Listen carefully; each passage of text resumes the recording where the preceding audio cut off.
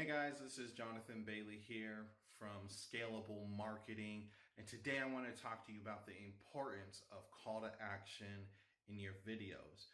Now, a call to action is something that you're telling your audience to do, like this video, comment on my post, or take a look of what I have to offer. So you're telling them pretty much, I want you to take a look at what I have to offer. You know, this is a great way for you to get more followers, to get more people looking at whatever you have to offer, and it gets you to qualifying offers from people as well, because you're walking them through a funnel system. So this is my call to action to you. Go ahead, comment below. Let me know if you got some value out of this as well.